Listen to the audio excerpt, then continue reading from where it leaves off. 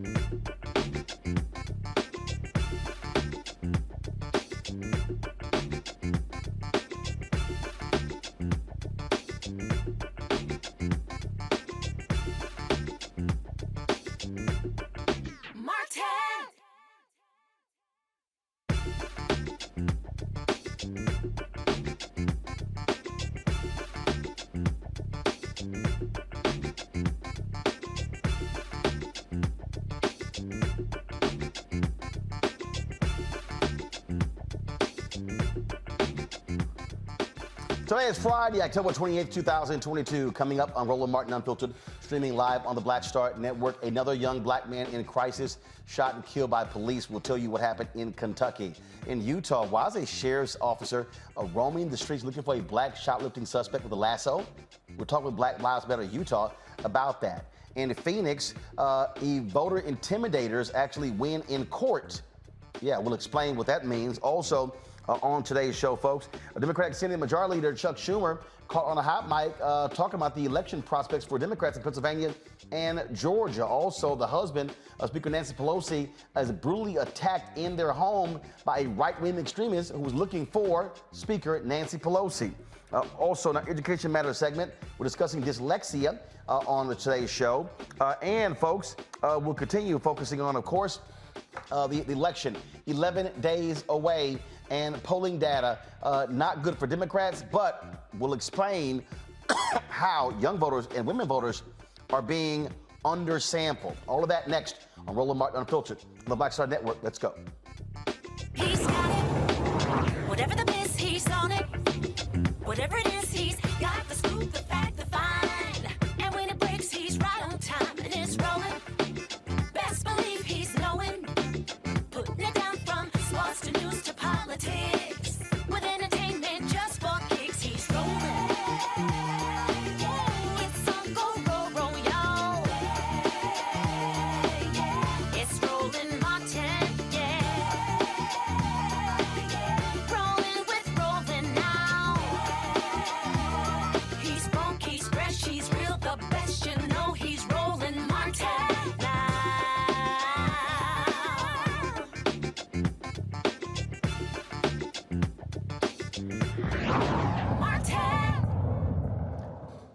A Kentucky family is asking why is their son, their brother, their cousin dead after he was in distress, killed by police. Folks, the latest example of mental health going wrong. In Kentucky, folks, this took place on Saturday. Desman LaDuke was in a mental health crisis. According to reports, police were called because he threatened to harm himself.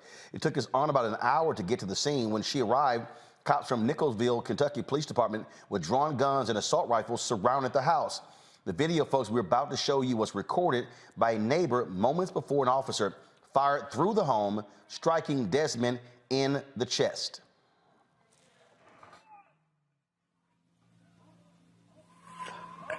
Oh, fuck.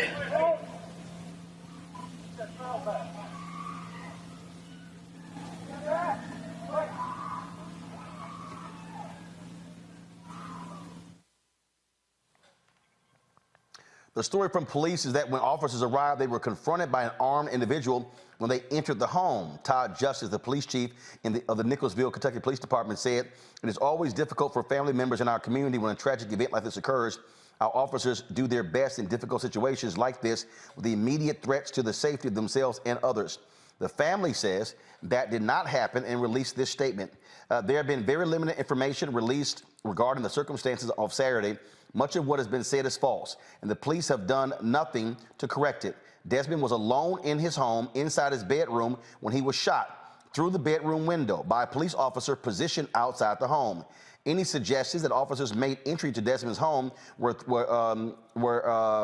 threatened inside the home by Desmond and shot Desmond from inside the home are false. Nothing has been said about Desmond's character, his kind nature, and the type of person he was. Everyone who knew Desmond was familiar with his amazing personality. Desmond was a running back during East Jessamine's magical 2016 district title run. He was a hard worker. He would do anything for anyone. He had no criminal record. We have had his former teachers, friends, and co-workers of Desmond reach out to us since Saturday to share their memories made with him. They are all positive and full of love, unselfishness, and joy. Desmond lived through a lot of tragedy and struggle. He lost his mom to a car accident in 2011. He lost his brother to a drowning 3 years ago. So understandably, certain days were really hard for Desmond to cope with these losses. On Saturday, Desmond was struggling with the desire to live. We asked the police to help him. They responded by sending the SWAT ERT unit. 9 different officers in tactical gear promptly surrounded Desmond's home and pointed assault rifles at the doors and windows. Patrol officers remained across the street. The woman who had raised Desmond since his mother's passing arrived on the scene. She begged and pleaded for the SWAT unit to stand down. She insisted that she be allowed to go into the home to talk to Desmond, to hug him, and to tell him that everything would be okay. This request was not only denied, but also came with a direct warning to Melissa that she would be tackled if she tried to go talk to her son.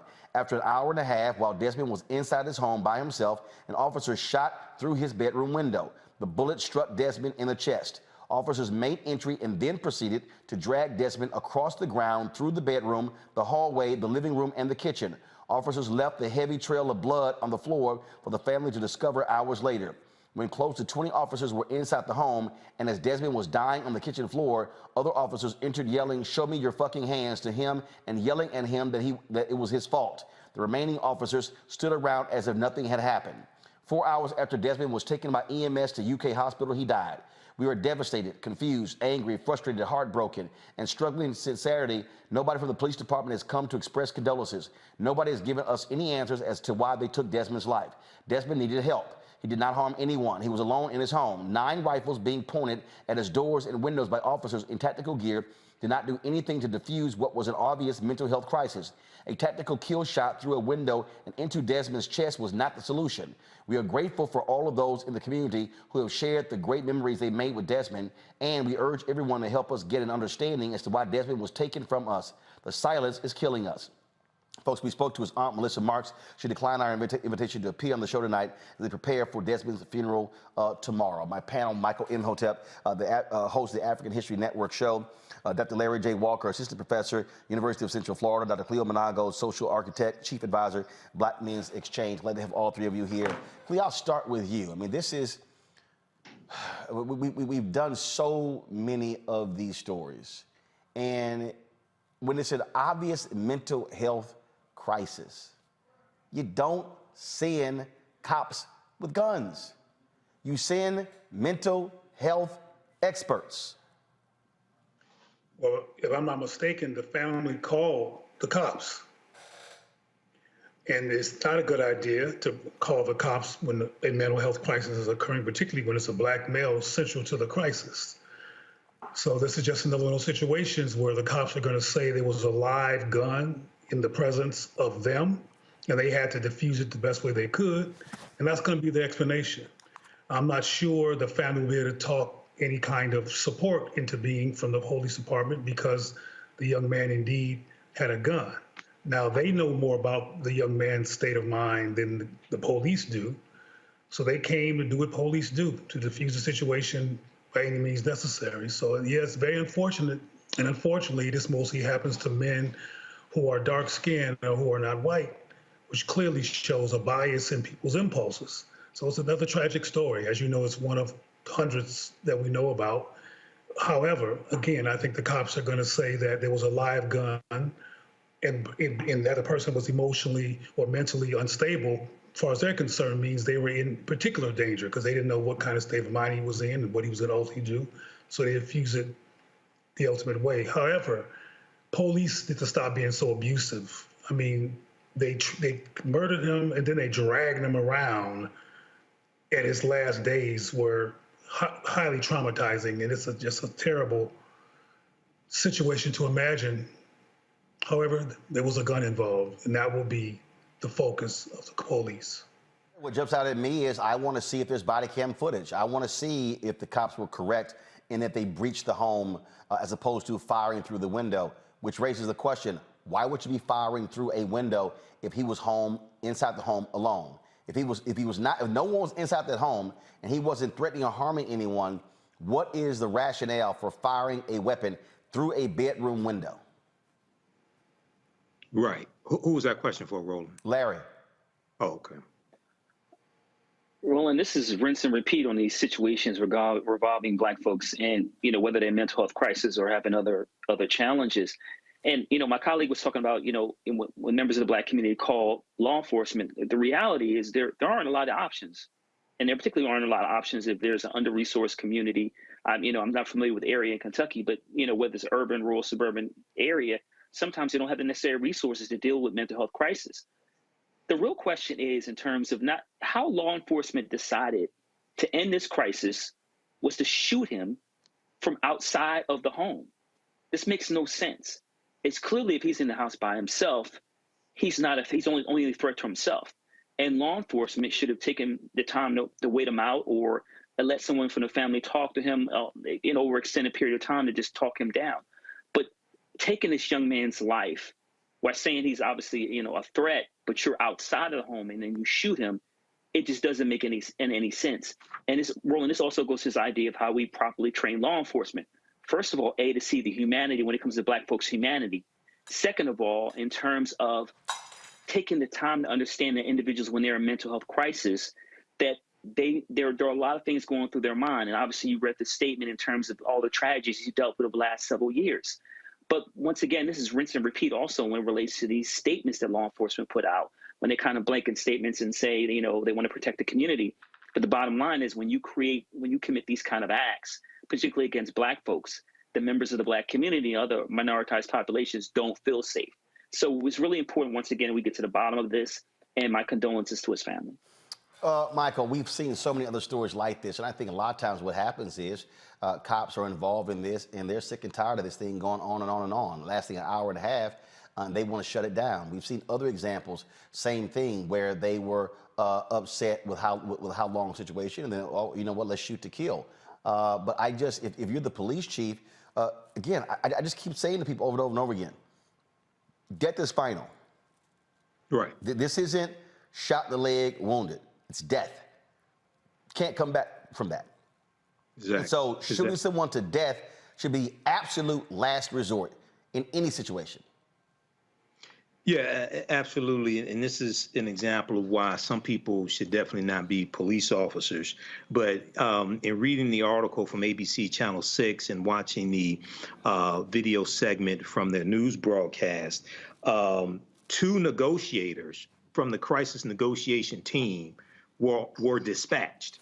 And it appears from the reports that there were negotiations that were going on for close to 2 hours, but somehow the negotiations deteriorated.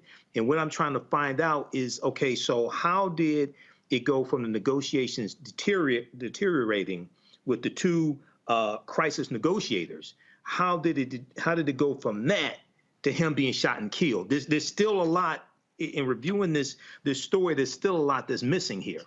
And along with the two negotiators, the special response team was deployed also. So I'm trying to figure out, how did it go from them trying to negotiate with him, and these are trained negotiators, how did it go from that to him ending up dead and an officer shooting through the window, and he's apparently in the house by himself.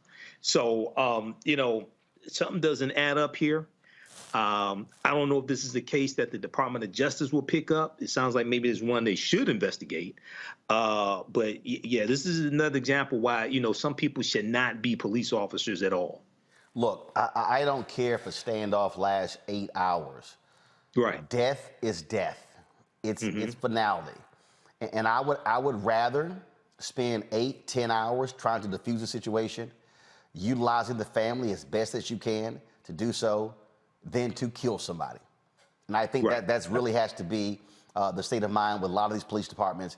And this is also why when people get mad when they hear defund police, one of the things they talk about is shifting resources away from, you know, lethal action to mental health services. But folks, never seen them want to deal with that. Folks, got to go to a break. We come back, we're going to talk about what's happening in Utah. Why is a sheriff's officer patrolling the streets looking for a black shoplifting suspect with a lasso? Yeah. Where did we show you this video? Folks, don't forget to support us at the Black Star Network. Download the Black Star Network app.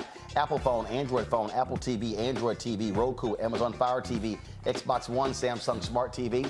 You can also, of course, help us by contributing to our Bring the Funk fan club. Your dollars make it possible for us to be able to do what we do every single day, folks. We are an independent, black-owned media organization. No millionaires, billionaires sending us big-time checks. And so your dollars are critical for us to be able to do what we do. The goal is to get 2,000 folks each month, October, November, and December, through the end of the year, contributing at least $50 each. That'll raise $100,000 for us to meet our needs. Checks and money orders go to P.O. Box 57196, Washington, D.C. 20037-0196. Cash App, $RM Unfiltered. PayPal is R Martin Unfiltered. Venmo is RM Unfiltered. Zelle, Roland at RolandSMartin.com. Roland at RolandMartinUnfiltered.com. And be sure to get your copy of my book, White Fear: How the Browning of America is Making White Folks Lose Their Minds. Available at Ben Bella Books, Amazon, Barnes & Noble, IndieBound, Bookshop, Chapters, Books A Million, Target. You can also download it from Audible and order through your favorite black bookstore. We'll be right back.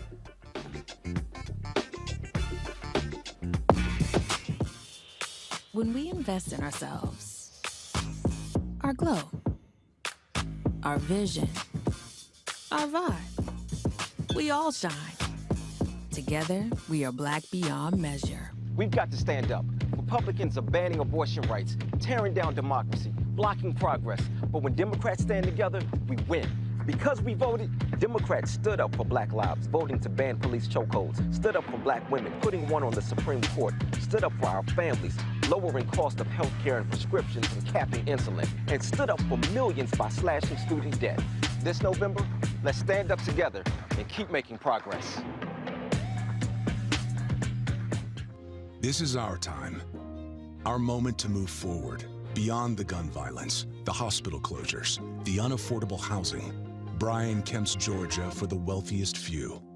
Stacey Abrams is looking out for every Georgian. She'll invest our $6 billion surplus in the fundamentals, education, healthcare, housing, and a good living, putting more money in your pocket to build one Georgia where everyone has the freedom to thrive. When we invest in ourselves, we all shine.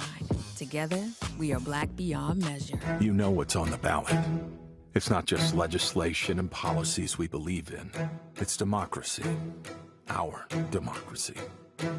There's a choice on the ballot between freedom and fear, between cruelty and compassion, between chaos and community, between voting or violence. And the end of rights generations have fought for. The extremists have a plan, a roadmap for a nation where your voice is silenced and your vote is a memory, where they count their votes and cast ours aside. That's why this year, this fight, this vote is so important. Register, engage, volunteer, fight back against the disinformation and despair, and most of all, vote, because your vote is all that stands between our future and theirs.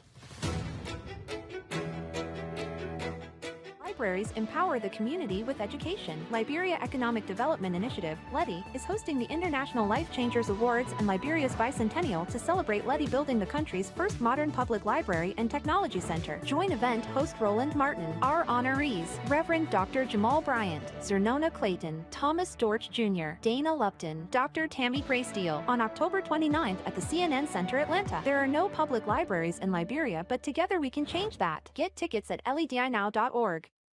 What's up, what's up? I'm Dr. Ricky Dillard, the choir master. Hi, I'm Amber Stevens-West from The Carmichael Show. Hi, my name is LaToya Luckett, and you're watching Roland Martin Unfiltered.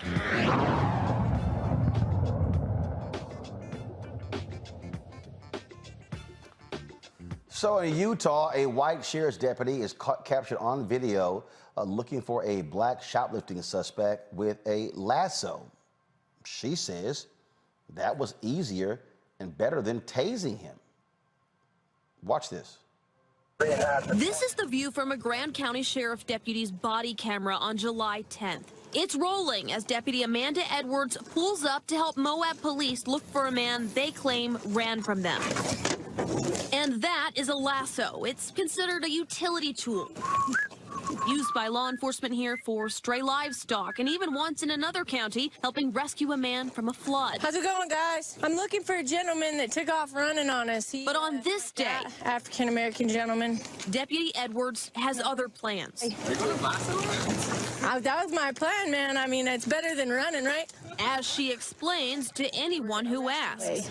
You're gonna rope him? Might. It's better than running. Or taser, right? Yeah, it's less painful. During the recording, Edwards says the man was suspected of stealing sunglasses. Gray shorts, African-American gentleman. They didn't find him, but for about 35 minutes, Deputy Edwards is seen twirling or carrying the rope as she interacts with the public or other members of law enforcement. No, I don't see him.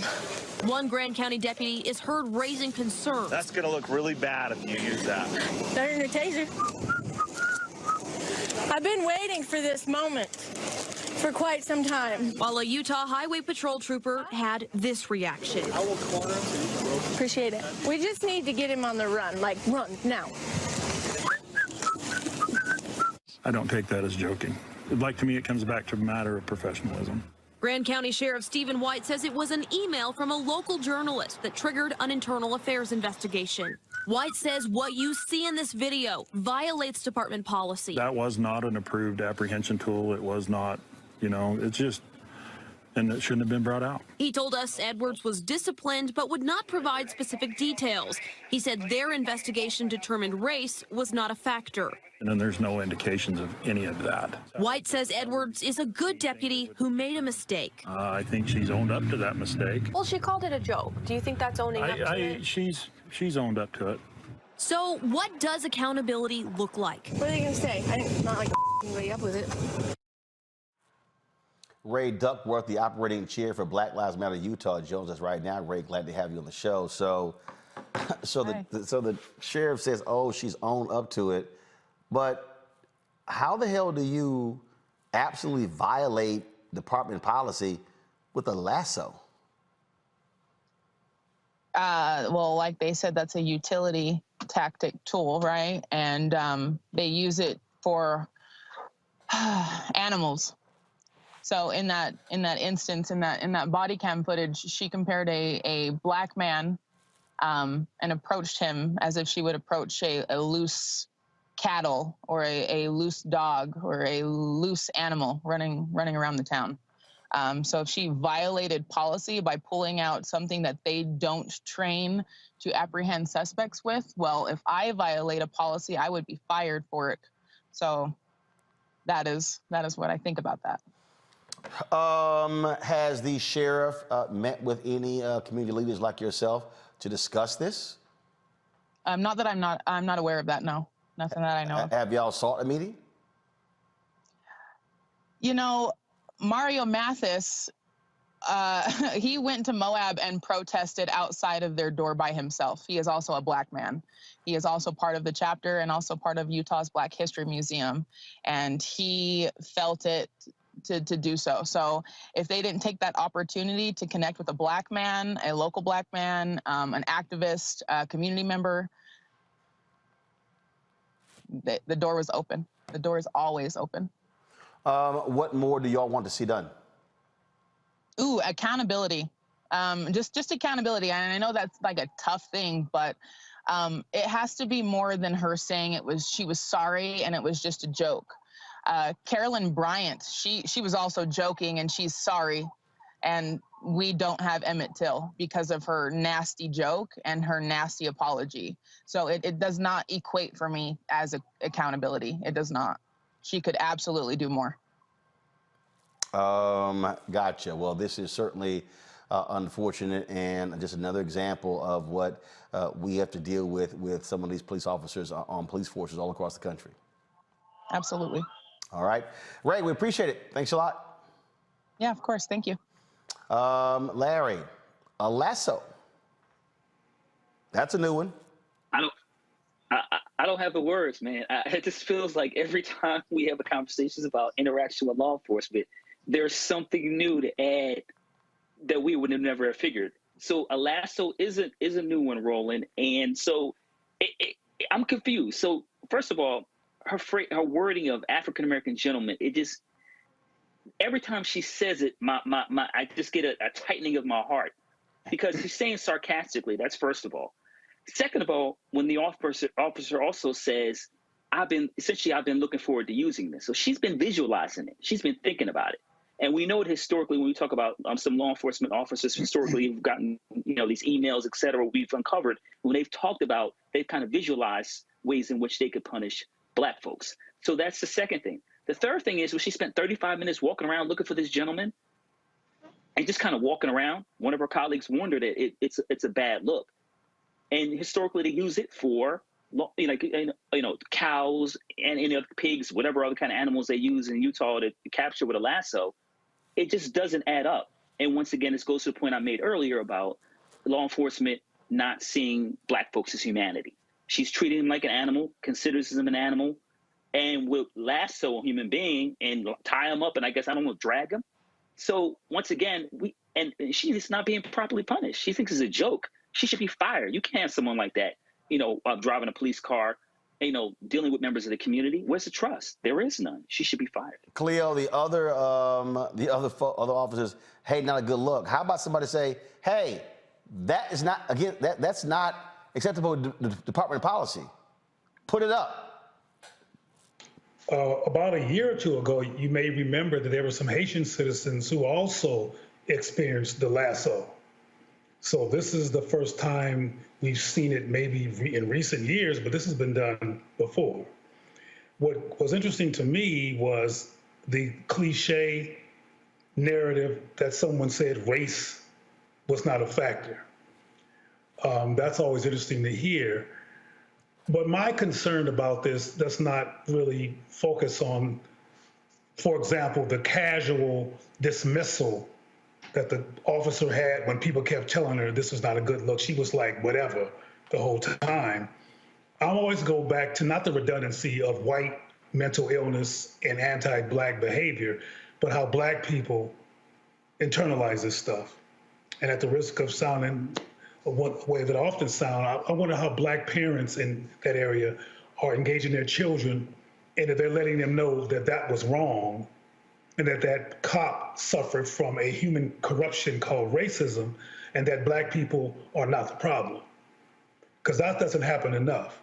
This is story number, 1,000 about a Black man being disrespected or potentially disrespected by the police. That's not a new phenomenon. What I think needs to occur, because this is going to continue to occur, is that Black people need to start talking to their children about self-respect and self-defense. Because white racists are going to do what white racists do. And who knows, there may be a decrease in frequency, but this phenomenon is going to continue. And her casual, dismissive attitude and her inability to even care when people, including a colleague, said, hey, this is not a good look for her to be sold. She has backup in her culture, or else she wouldn't be doing this. And it takes time to get a culture to change, but people could defend themselves right now. And people can talk with their children about this corruption that is in society that has them thinking that something's wrong with them, if their parents don't do that work that I'm talking about. That's my concern because, as you know, we've had this story many, many times. But what are we going to do to deflect the traumatic impact on the lives of Black people?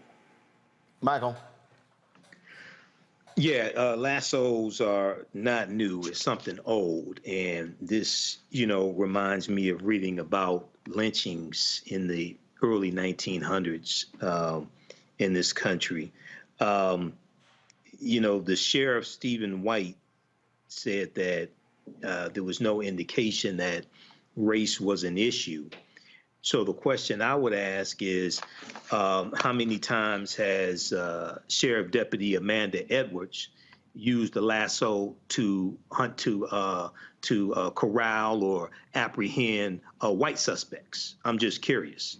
I would imagine the answer is 0. So, and then you go and you read the story. All this was over some allegedly stolen sunglasses.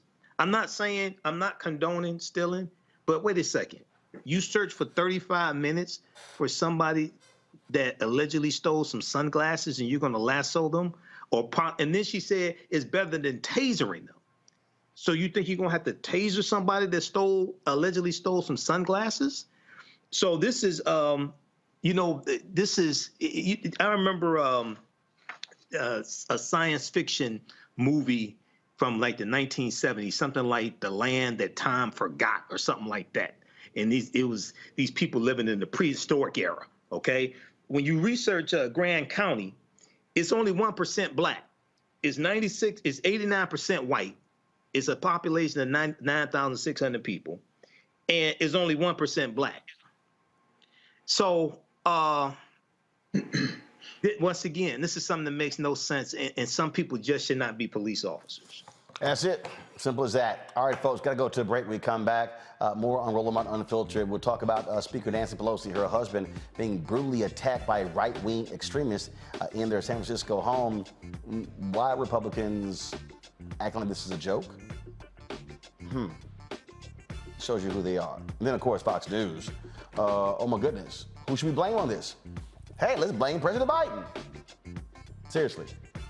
All right, folks, download the Black Star Network app, Apple phone, Android phone, Apple TV, Android TV, Roku, Amazon Fire TV, Xbox One, Samsung Smart TV. Join our Bring the Funk fan club. Send your chicken money orders to P.O. Box 57196, Washington, D.C. 20037-0196. Cash App, $RM Unfiltered, PayPal, R Martin Unfiltered, Venmo is RM Unfiltered, Zelle is Roland at RolandSMartin.com. Roland at RolandMartinUnfiltered.com. And of course, you can also get my copy of my book, White Fear, How the Browning of America is Making White Folks Lose Their Minds. You can order the book, Ben Bella Books, Amazon, Barnes & Noble, IndieBound Bookshop, Chapters, Books A Million, Target. Also download it from the app, Audible, and of course, you can order through your favorite black bookstore. I'll be right back. When we invest in ourselves, we all shine. Together, we are black beyond measure. This is our time. Our moment to move forward, beyond the gun violence, the hospital closures, the unaffordable housing. Brian Kemp's Georgia for the wealthiest few. Stacey Abrams is looking out for every Georgian. She'll invest our $6 billion surplus in the fundamentals, education, healthcare, housing, and a good living, putting more money in your pocket to build one Georgia where everyone has the freedom to thrive. We've got to stand up. Republicans are banning abortion rights, tearing down democracy, blocking progress. But when Democrats stand together, we win.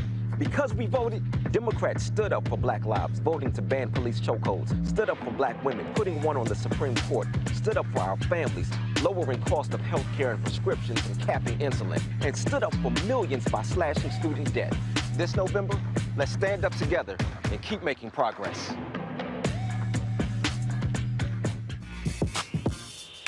When we invest in ourselves, our glow, our vision, our vibe, we all shine. Together, we are black beyond measure. It's about us. Everybody all together. We are in sunny South Dallas. The election is coming up. It's super important that folks know who they are voting for, but more importantly, what they are voting for. Y'all, we got the free shirts and free lunch right over here. Freedom is our birthright. No matter what we're up against, we're sending a message in Dallas and Texas and in this country. We won't back down. That's what this bus tour is all about. The housing cost is one of the most capitalized areas that we have found. People who are marginalized, that are brown and black, we are suffering the most, and I think that we have the biggest vote and the biggest impact in this election. I'm voting for affordable housing, for sure. We should not be paying the cost of a utility failure because our elected officials are too proud to say, we need help. I know that we can bring out our people to vote. It's a part of our birthright. Right. It's a part of our heritage, and surely it's a part of our present and part of our future. That's right. That's what's up. And we won't black down. Forward that message to 5 friends, because in that message, it's got links to how to get registered, how to check your registration status. Like I said, 2:30 we'll start rendezvousing right here on this street. I am voting to let our voice be heard in the rural communities that, hey, we are people too. There are things that we need. Free shirts, free food, and lots of power.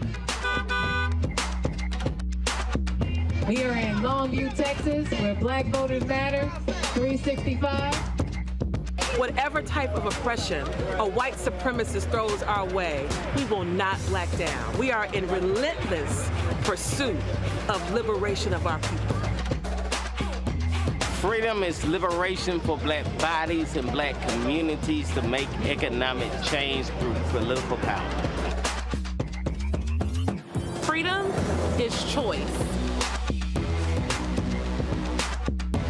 We won't black down. We won't black down. We won't black down. We won't black down. We won't black down. We won't black down. On the next Get Wealthy with me, Deborah Owens, America's Wealth Coach, Black women are starting businesses at the fastest rate than any other segment. However, finding the funding to build them is challenging. On our next Get Wealthy, we're going to talk with author Catherine Finney, who wrote the book, Build the Damn Thing. And she's going to be sharing exactly what we need to do to achieve success in spite of the odds. As an entrepreneur of color, it's first, building your personal advisory board. I think that's one of the things that's helped me the most. The personal advisory board are the people who are in the business of you personally, and want to see you succeed. That's right here on Get Wealthy, only on Black Star Network. Pull up a chair, take your seat at the Black Table with me, Dr. Greg Carr, here on the Black Star Network. Every week, we'll take a deeper dive into the world we're living in. Join the conversation only on the Black Star Network. Carl Payne pretended to be Roland Martin. Holla! You are watching Roland Martin, and I'm on his show today, and it's, what, huh? You should have some cue cards. Hey, what's up, y'all? It's your boy, Jacob Lattimore, and you're now watching Roland Martin right now.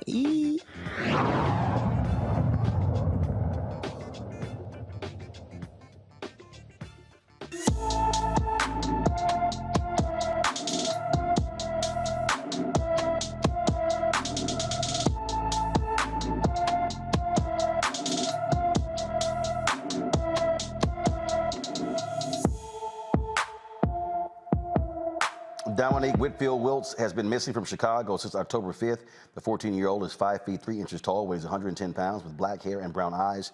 Anyone with information about Dominique Whitfield Wiltz should call the Chicago Police Department at 312-747-5789, 312-747-5789. Folks, Democrat Senate Majority Leader Chuck Schumer says Senator Raphael Warnock may be facing some headwinds in Georgia. He was captured on a hot mic talking with President Joe Biden about the race between Warnock and Herschel Walker, as well as John Fetterman and Mehmet Oz in Pennsylvania. Here is what was captured. That seat, we're in danger of that seat.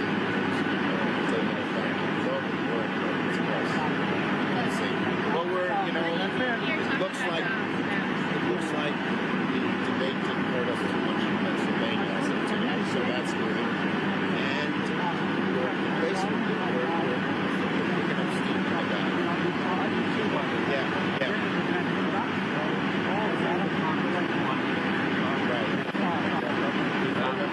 Right. Didn't go out. We did a phone call, yeah. The state voter, we'll see if it's reversed. The state voter vote down. It's hard to believe that they will go for Herschel. By the way, the lockdown tomorrow, yeah. But our vote, our early turnout in Georgia, huge. Now, I've talked to some folks out of Georgia. They believe that Senator Chuck Schumer was doing that on purpose. They say, look, oftentimes what you'll see is folks try to egg their base going by suggesting that they are losing.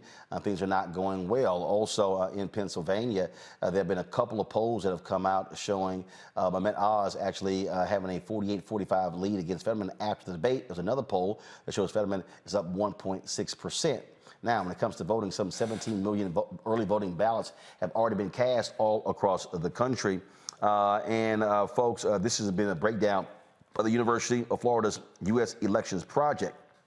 As of Friday morning, the project counted 17,441,774 early votes, of which 11,109,257 were mail-in ballots returned, and 6,332,517 were cast in person. 56 million mail-in ballots have been requested. Now, even though the midterm elections have historically low participation compared to presidential cycles, despite growing interest in recent years, turnout in 2022 is still projected to be higher than usual for a midterm election. Georgia has been breaking records as well. Now, in Arizona, you have an issue there where you had some right-wing folks, some militia folks who have been camping out, if you will, at a mail drop box where they went to court and a judge ruled that those folks cannot be removed because it violates their constitutional protections. Really? Now, these extremist groups are showing up wearing fatigues, brandishing guns, and following and filming voters. Yeah, now this is critical because in Arizona, you've got Democrat Katie Hobbs going against Republican Carrie Lake, who is a vicious MAGA supporter. She has been very loud and proud in saying she will not accept the results of the election. She has not accepted the results of the 2020 election. And so that's what you have going on there. Bottom line is this here, and I keep saying, folks, polling at this point does not mean anything. Because one of the things that you have to look at when you talk about polls is who is being sampled. In one of the, I'll give a perfect example, in one of these polls, Tom Bonyard, who was a Democrat, he showed how in studying this one particular sample that shows Mehmet Oz leading, one of the things that he said is that it undersampled young voters around 14%, even though in the last two election cycles they turned out 25-28%. Same thing when it comes to women voters. And really, that's the thing right here, Michael. We really can't, you really can't say what's going to happen. We saw what happened in Kansas when women turned out in significant numbers and voted down that ban on abortion. And so, look, if you have women voters turn out at a much higher rate because of the Dobbs decision getting rid of Roe v. Wade, if young voters turn out anywhere from 25, 28, 30, 35%, that could be very good for Democrats. Absolutely. You know, Bruce Lee used to say bricks don't hit back. When all the karate practitioners used to talk about how many bricks they can break, all that stuff, he was like, that's irrelevant. Bricks don't hit back. Polls don't vote. And you know, polls, even though, you know, you have some pollsters who are tried and true and things like this, but polls are a way oftentimes for unqualified white people to get a check as well. Okay, so if we look, for instance, I look at different news sources. I was looking at Fox. I was looking at an article from Fox News today talking about African-American voters in Georgia. Black voter turnout is up in Georgia as Stacey Abrams' White House doubled down on voter suppression claims. Okay, so they're trying to throw that in there and say, oh, black voter turnout is up, so voter suppression is non-existent. But we see that. According to figures from the United States Election Project, black voters make up 30% of early votes cast so far in Georgia, up 3 percentage points from 27% in the 2020 presidential election. So this is about messaging and turnout, And one of the mistakes that Democrats made, even though Roe being overturned and abortion and women's reproductive rights, even though that is extremely important, they should have been talking about the economy and inflation much earlier. They should have been drilling down on that months ago.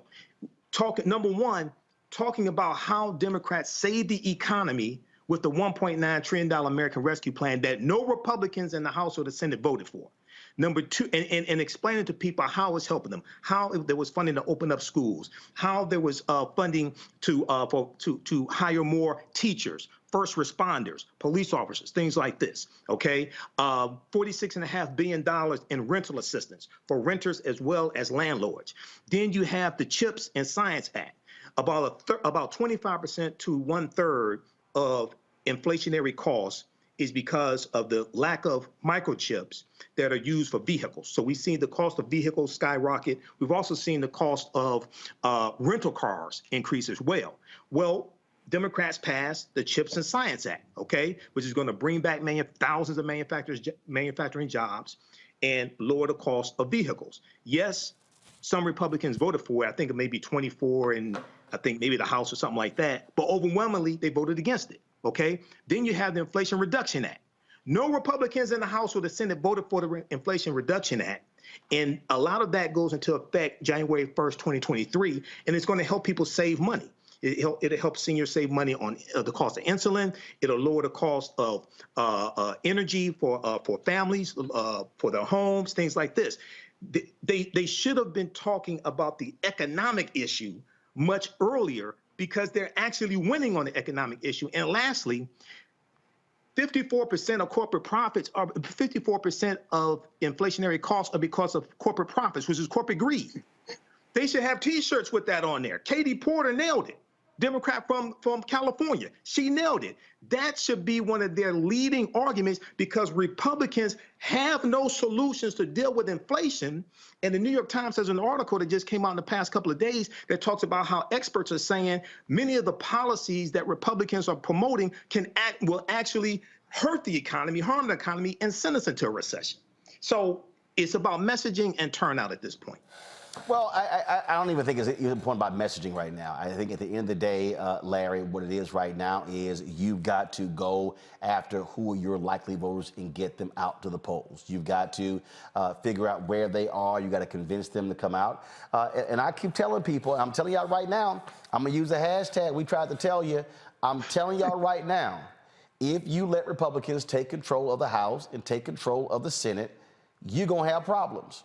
I'm telling y'all right now, if Kerry Lake wins in Arizona, if Blake Masters wins that Senate seat in Arizona over Mark Kelly, y'all don't, what these people are going to unleash, because if these right-wing MAGA people win, it's going to embolden them even further. And so Democrats and progressives can't be playing games here. This ain't no time to be playing cute. Oh, and I love these people sit here. Oh, you just sitting here trying to get folks to vote Democrat. Okay, mess around and find out. And then you can be like, oh my goodness, this actually happened? Yeah, we told you. We told you it was gonna happen. Larry? Right.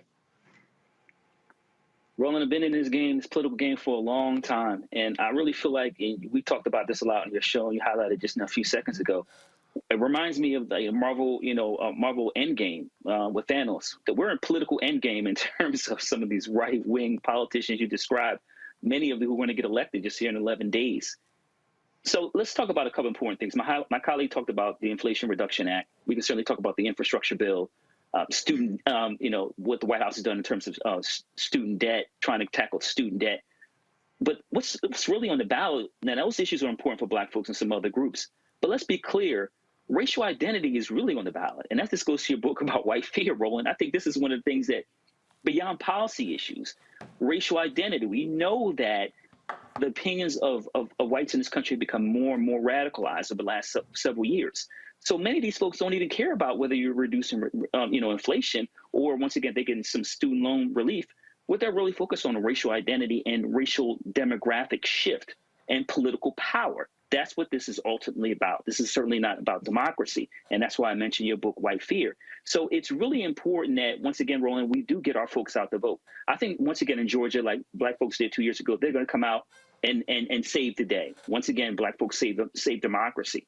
But the bottom line is, in the future, especially in 2024, Roland, we're going to make sure that the Democratic Party is putting money into shows like your show and other Black platforms to make sure that we're galvanizing members of the Black community, not at the last minute, not in the last 30 days or 2 weeks, but throughout the year. but we don't see that. And that's why I think when you talk about that, it's really so important. That's how we galvanize people, by constantly having consistent, concise messaging. And we don't always see that from the Democratic Party.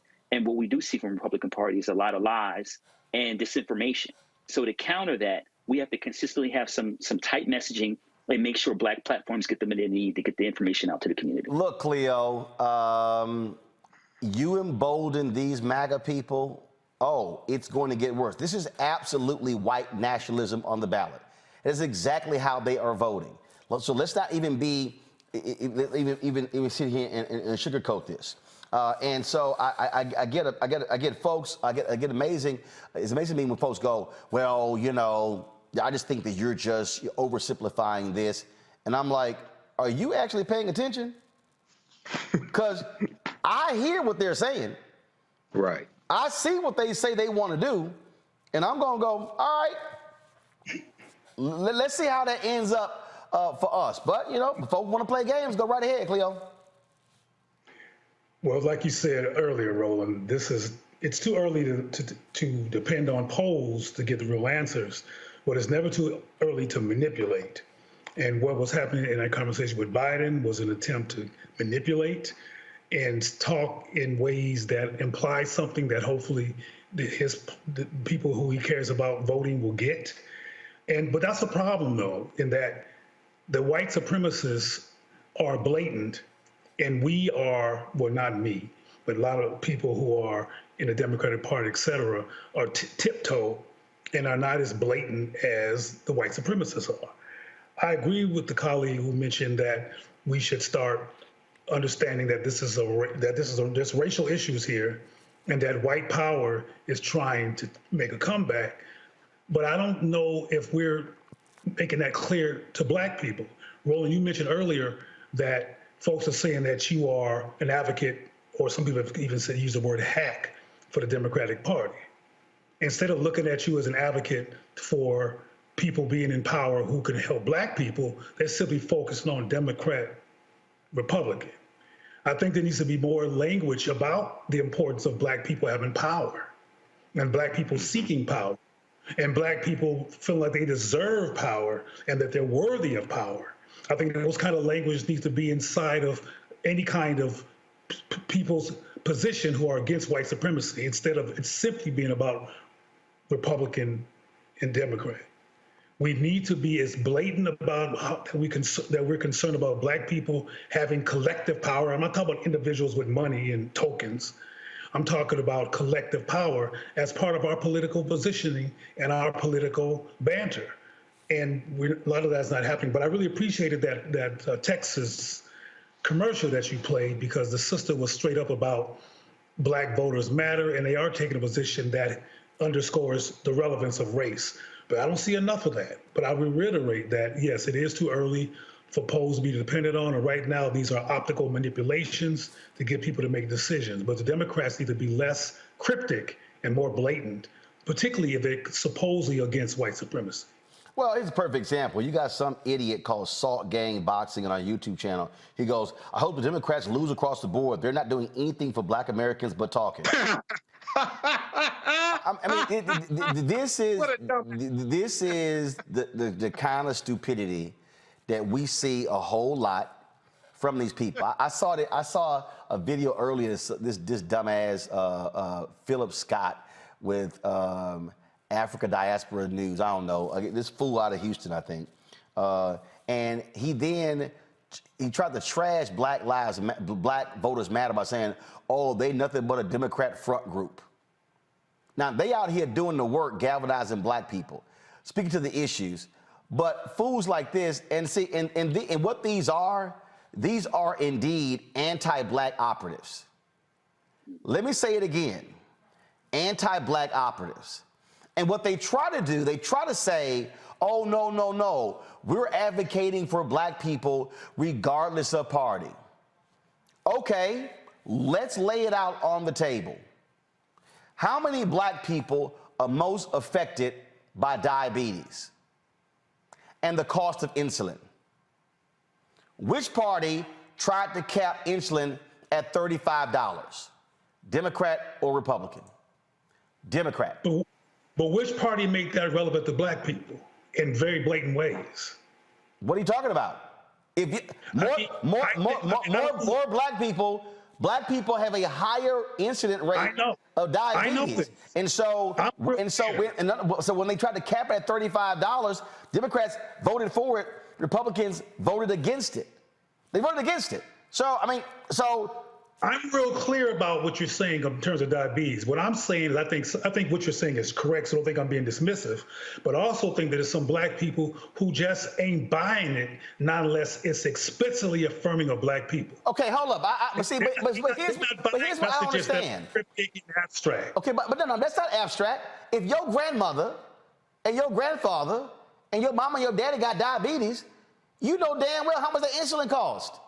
I mean, so you need somebody to actually say, hey, black person, if we kept insulin at $35, that's helping Big Mama. I mean, at some point, some people got to use their brain.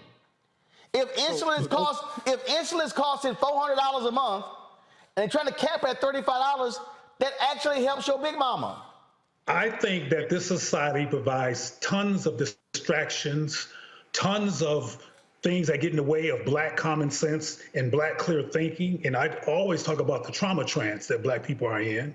And that trauma trance can derail the capacity to be cognitively logical about what makes the most sense. You know yourself that sometimes it's hard just to get black people to the table, not because we're defective people, but there's these trauma situations that get in the way and cause paralysis and cause us to have blinders. And sometimes we do need a message like Big Mama has diabetes. If you want to deflect that as a generational curse, vote for so-and-so. Sometimes we need messages that break through the trance that are very, very clearly affirming of black and speaking to the specifics of the black experience. Because some people just don't buy it. And they look at people as taking sides. And I told you some time ago that blackness in and of itself is not enough of a calling card anymore in many cases to get black people to be supportive of a Democrat or Republican. People trying to have power. So if in the last 2 years, the federal government gave HBCUs 4 times as much funding than these states are actually funding these HBCUs, do we just dismiss that? I mean, do we literally dismiss? A lot of people don't know that, Roland. This is what I was talking about messaging. See, for instance. No. We talked about it a lot. I've had people. Wait. I've had people literally come in our chat and say on social media, "Oh, that don't count," and I'm like, don't everybody care about HBCUs? Not everybody cares about HBCUs and the academic. Wait. Hold on. Let's stop. Not everybody care about HBCUs. Is that not black? Okay, that's a low. No. That ain't no debate. No, there ain't no debate. 80% of the folks who attend HBCUs are black. And when you talk HBCUs, you're not talking just the impact of the school. You are literally talking about the black community that is around those HBCUs. So the businesses, the restaurants, the convenience stores, we can go on and on and on. So the impact of money going into those schools has a direct impact on black people in those communities. Are we saying that's not relevant? It is relevant. It is relevant, but a lot of people, first of all, HBCUs got $5.8 billion in 2021. Okay, that's a record amount of funding that they have ever gotten in 1 year. That came from the Biden-Harris administration. A lot of people, even though we talk about it here, Roland, I talk to a lot of people on my platforms and things like this. I have people contact me on YouTube, et cetera. A lot of people don't know that. This is what I'm saying about messaging. With the Democratic Party, they have a real problem with really explaining what happened and how it helps you.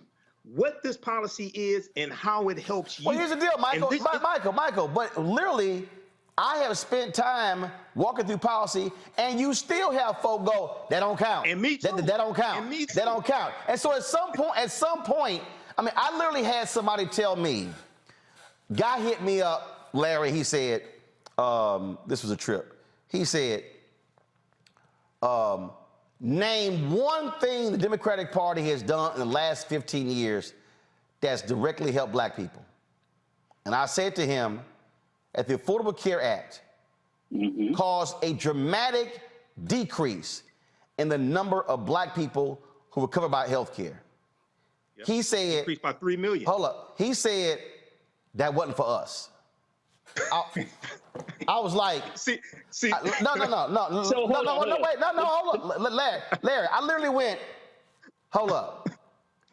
Are you telling me black people who now have access to health care, they was like, well, the co-pays are this, they are high. I'm like, bruh. So at some point, some people are so illogical, right, that nothing will satisfy them. And again, the responses that I get from some folks, Larry, just I'm like, what in the hell are you talking about? Larry, go ahead. So listen, Roland, there are a couple things to peel back here. You're right. Look, when you were saying, before you said the Affordable Care Act, that's the first thing I thought about. Certainly we know that disproportionately the higher percentage of black folks are uninsured.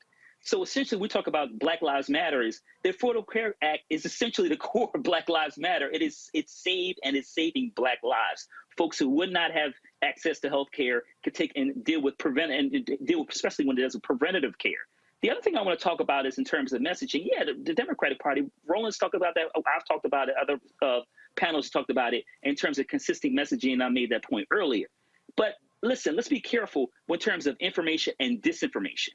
We're in an age of disinformation, and a lot of folks are coming across information on Facebook, Instagram, et cetera, wherever they go, and they're being more exposed to disinformation. You get the truth and information on this platform with Roland Martin, but there's a lot of disinformation out there. The last thing I want to add about the issue about HBCUs, my colleague mentioned, and certainly I'm a proud HBCU alum, but I also want to add that HBCUs are institutions within the black community. The first HBCU was founded in 1837, Chain University. And let's be clear, they are institutions like the Black Church. That's why Dr. King and Thurgood Marshall, and, I can go on and on in terms of all the prominent HBCU alum. But Roland made an important point. UNCF has a study that looked at the economic impact that HBCUs not only had on if they're in urban, rural, suburban communities, but the states that in which they're located in terms of the millions of dollars that those institutions have brought forth to those states. So it is in the best interest of Democrats and Republicans to make sure that, obviously HBCUs thrive. So there are institutions that are important in the black community, like the Black Church and various other like D9 sororities and fraternity, et cetera. Those are all core aspects of who we are collectively as a people. So I just thought that was important. And then what you also get, the stuck on stupid people who love to just throw things out. Like, for instance, some idiot named Mikey B goes, "This is the Boule crowd, y'all." Michael, you remember the Boule? No. Larry, you remember the Boule? No, I'm not, Roland. Cleo, you remember the Boule? I'll have to preface that with hell no. Okay, so I am. So dumbass Mikey B, how's this the Boule crowd? I mean, again, what we have to understand is what we have to understand is, and this is critically important. There are people in our community who are deliberately spreading misinformation, disinformation. There are people in our community who you can't satisfy anything. They make up stuff. They'll say, "Oh, nothing is ever done," and then this is their new line. But what specifically have they done for black people? And I've actually walked people through. Like I can't even explain the sheer nonsense of the fools who still running around hollering about an anti-Asian hate bill. I mean, I see you educating them on social media about that, Roland. I'm talking about, like, they literally are walking around going, "But they got a hate crime bill." No, they didn't. Okay, so let me address that quickly, Roland. No. Number one. No, we don't need to address it. I've already addressed it. It's a lie. Right. So I don't need to. Understand that. I'm not gonna rehash the bullshit. They got an Asian got a hate crime bill. It's a lie. They didn't. But what I'm saying is, there are people who are deliberately spreading misinformation, and there's no amount There's no amount of logic you could apply. So sometimes we just got to go ahead and say there's some folk who look like us who just stuck on stupid. I block a lot of those people who are stuck on stupid. I just block them because I don't have time to argue with them. But what a lot of those people don't talk about is the Emmett Till anti-lynching bill. And this is the first anti-lynching bill in 122 years. No. You know what they're gonna say? That got no teeth. That means nothing. I mean, again, even when something gets passed, it gets dismissed. And so, I follow a number of different things, and I'm like, so so you finally reach a point where you say, okay, what exactly then do you actually want? And 99.9% of the time, they cannot tell you other than reparations.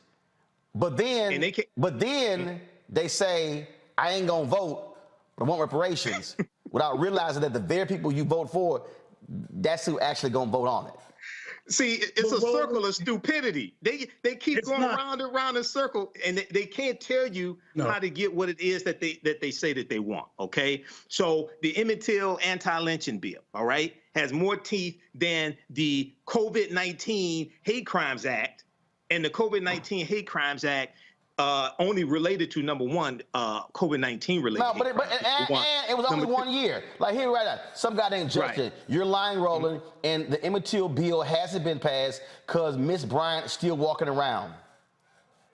See, some people, not only has it literally got passed. See, you don't read. See, Google is free, fool. Learn to use Google. It ain't that free. It was passed It ain't that free. All right. Y'all going to stop calling black folks names and calling these people names, man, because Cleo, if some folks are dumb, they dumb. If some white folks are dumb, they dumb. Cleo, the man literally said the Emmett Till lynching bill didn't get passed. It got passed and signed. Now, damn, what do we call that? He may confuse that with the George Floyd. No. That ain't what he said. So, all right, Cleo. No, Cleo, please explain to me if somebody says the Emmett Till bill did not get passed because Carolyn Bryant is still walking around. All right, what do I call that? Okay, let me interpret that, if I may. First of all, that person is wrong if they think the Emmett Till policy is irrelevant.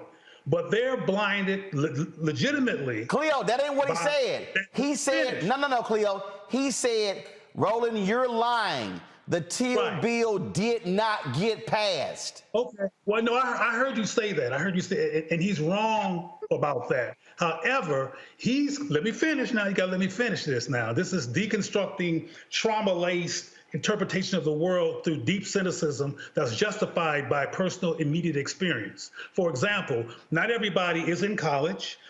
Not everybody cares about college. Now, I'm not one of these people. I'm just translating here, speaking another language. Not everybody looks at the academy, which is predominantly white, even at HBCUs in terms of the curriculum, as a sanctuary for black power and transformation. So they don't look at supporting HBCUs as a great thing. Now, I'm not saying that's how I feel. I'm saying I understand what they're saying. They're mad about Carolyn, who set up Emmett Till for murder, still being free. And they're too reactionary, but to that horrible situation, to think through a logical lens. And what I said many times, and I'll say it again, that some black people, and I've actually worked with some of these black people, need to see in no uncertain terms the blatant ways in which something that's being done is going to help black people in particular. When you mention the Affordable Care Act, yes, logically that was helpful to black people, but it was not. Let me finish because it's going to provoke you because of your logical thinking. It was not called, as it came out of Obama's camp, the Black Affordable Care Act. We want to see. It was called the goddamn Affordable Care Act. We want to see things that are blatantly, in this racist, anti-black society, we want to see things that are clearly and blatantly, without question, the affirming of black people. Like what? Like what? Well, for example, when Barack Obama was president of the United States, He only on forced occasions talked in very focused ways in terms of black struggle. No. That's a speech. I want to know what specific. I'm talking about the factors. Cleo. I want to know what specific policy you want to be framed as explicitly black. Name it. Well, I think the Emmett Till policy is explicitly black. But they say it didn't pass. And then the critics also say it was irrelevant. They also said it was late, had no teeth. Right, because we cannot keep beating these people up for being traumatized and upset about what they are going through. Hold on. Cleo. You mentioned Emmett Till. That's already been passed. Name me something that you want that's explicitly black to get passed. Well, you know one thing that explicitly black that folks won't pass is reparations. Okay, but how you gonna get? Hold up. But how you gonna get reparations if you don't have the elected officials to get it done? Well, name an elected official who's talking about reparations and getting it done. There are literally 217. Hold up, it's a perfect example. Co-sponsors. No, it's a perfect example. There are 217 co-sponsors of HR 40. The same folk who yell, they say, no, HR 40 is trash, it's a joke, it ain't good enough. 217. But the same people say that's a joke, it's not good enough, it's not real. So here's my question. If you can't even get HR 40, how you think you gonna get reparations? And here's the other deal, Cleo. If you pull polling data of African Americans, reparations is not in the top 3 or top 5. And that's because of cynicism. Hold on. Because there's a lot of black people who don't believe it's real. Is that ever going to happen? But hold up. Answer my question. If you got the folk who even yell that, oh my goodness, HR 40 is a joke, well then tell me then how you think you gonna get something else. Like if you're moving in stages. I've heard Congresswoman Sheila Jackson Lee, the late Congressman John Conyers say, you need to have a study first. You got a commission that's in California, all right? Now, here's the deal. The commission in California can make recommendations. That don't mean the California Assembly is going to pass it. But I'm still asking you the basic question. You got a lot of folk who believe reparations who think HR 40 is trash, oh, that's a waste of time. So, okay, if you can't even get that, what makes you actually think you're going to get something larger? Do you not move in steps? Rolling your voting formula and position is true. It's completely true. Most of the logical steps that have been described by all the panelists are true. It's true that the Affordable Care Act was beneficial to black people and in theory and in fact could have an impact on the reduction of diabetes among black people. I understand that, and I know that formula is important. I believe that black people should vote in blocks and become a clear power, both male and female, because we've had a lot of focus on women voting, but men can vote too. And voting is extremely important, particularly as a political strategy for the collective of black people. I get it. I do it. So if we're logical, aren't the other folks illogical? Not necessarily. Okay, what are they then? Confused? They have a trauma-induced, cynical perspective that and believe that it's all for naught because it's been for naught from their perspective. Particularly, they've been violated. If they experience hospitality, if they experience racism, if they're miserable in this society, if they feel like they're an underclass and irrelevant, and that there's a larger system that teaches them that they're irrelevant, they're too cynical to be logical. Okay, well, guess what? We can't re-traumatize them through name calling. We can't well, guess what? Okay, the cynical, traumatized people are gonna be sitting on the sideline getting nothing, while the right wing is getting what they're getting, and that's fine. But I can guarantee you this here. I can guarantee you this in my logical, sensible self, and that is this. If you sit your ass at home and not vote, all you doing is making sure that those who do get what they want. And if you decide to sit at home and check out of a process, well, guess what? Shut the hell up. It's just like let me try to be as basic as possible. If me, Cleo, Larry, and Michael are in the car, and I'm running out of gas, and we got to fill up, and if Cleo chip in some money, and Larry chip in some money, and Michael don't chip in no money,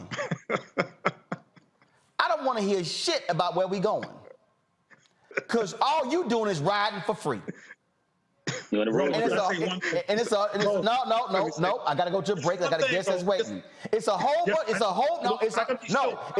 bunch of people who are riding for free, but want to tell you how to drive your car. Want to tell you where to go. And I'm telling you right now, if you are choosing to sit on the sideline and not be engaged in this with all your trauma, all your cynicism, all your anger, and everything, all you're going to be is a cynical, angry, upset, traumatized person who's doing nothing about their very situation. And thank God we've had a history of black people, the same black people who were traumatized, same black people who were cynical, the same black people who were angry, same people who also understood. No, they ain't true, Cleo. Roland, have you ever met a brilliant human being who went home every night to a domestic violence situation? Yes. And you met them, and you knew they were really smart. You knew they were really talented. Yes. But they still went home to abuse every night. And you know what they also did? They left. I've got it. Well, some of them. Hold up. Hold up. No. I got it in my family. And the reality is this here. And the reality is this here. The reality is, for the folk who stay in abusive relationships, then what's going to end up happening is either the light switch is going to go off, or it's going to end in tragedy. And what my job is to help them leave that traumatic situation. But what I'm not going to do is sit here, entertain foolishness, and entertain all the rest of this sort of stuff. And that's what I'm going to do. And so, but you're not going to make them leave by calling them stupid. They're not going to leave that domestic violence situation. Actually, as somebody who's had those conversations, sometimes you have to go ahead and go there because every other piece of logic they weren't complying with. And you talk using your example. You talking to somebody who's had those conversations with family members. So yes, I have, and I've had to get through to them. As anyway, no, Cleo. You asked me specifically about domestic violence, and I've had to go there with some family members because I tried logic. I tried to be nice. I tried to be cordial and understanding, and finally, I had to go there and get raw with it to get their damn attention. So yes, I've been there. I got to go to a break. I got to go to a break. When we come back on Roland Martin Unfiltered, we'll continue with our show, Education Matters. We'll also talk about more news of the day. Of course, the passing of a great preacher, the Reverend Calvin Bus III, Abyssinian Baptist Church, died today at the age of 73. You're watching Roland Martin Unfiltered on the Black Star Network. If you're watching on YouTube, hit the like button. Facebook, same thing. Black Star Network app, Twitch, Instagram, hit like, hit share. Too many of y'all watching right now. Must be under 1,000 likes. Don't make any sense whatsoever. So stop riding for free and hit the damn button, okay? Download the Black Star Network app, Apple phone, Android phone, Apple TV, Android TV, Roku, Amazon Fire TV, Xbox One, Samsung Smart TV. Also, you can support our Bring the Funk fan club. Your dollars go to support this show. Check and money orders go to P.O. Box 57196, Washington, D.C. 20037. That's 0196. Cash App, $RM Unfiltered. PayPal is R Martin Unfiltered. Venmo is RM Unfiltered. Zelle is Roland@RolandSMartin.com. Roland@RolandMartinUnfiltered.com. And get your copy of my book, White Feet fear. How the browning of America is making white folks lose their minds. Y'all, it's playing out in real time. I've been telling y'all this for 13 years, and it's real. Ordered from Ben Bella Books, Amazon, Barnes & Noble, IndieBound, Bookshop, Chapters, Books A Million, Target. Download it from Audible. We'll be back in a moment.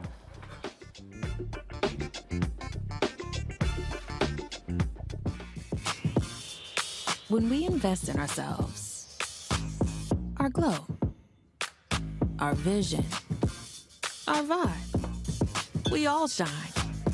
Together, we are Black beyond measure. This is our time, our moment to move forward, beyond the gun violence, the hospital closures, the unaffordable housing. Brian Kemp's Georgia for the wealthiest few. Stacey Abrams is looking out for every Georgian. She'll invest our $6 billion surplus in the fundamentals, education, healthcare, housing, and a good living, putting more money in your pocket to build one Georgia where everyone has the freedom to thrive. When we invest in ourselves, we all shine. Together, we are Black beyond measure. We've got to stand up. Republicans are banning abortion rights, tearing down democracy, blocking progress. But when Democrats stand together, we win. Because we voted, Democrats stood up for Black lives, voting to ban police chokeholds, stood up for Black women, putting one on the Supreme Court, stood up for our families, lowering cost of health care and prescriptions and capping insulin, and stood up for millions by slashing student debt. This November, let's stand up together and keep making progress. You want me to do something crazy, but I don't know what to do. I'd rather just sit here. Hi, this is Cheryl Lee Ralph, and you are watching Roland Martin, Unfiltered. I mean, could it be any other way? Really? It's Roland Martin.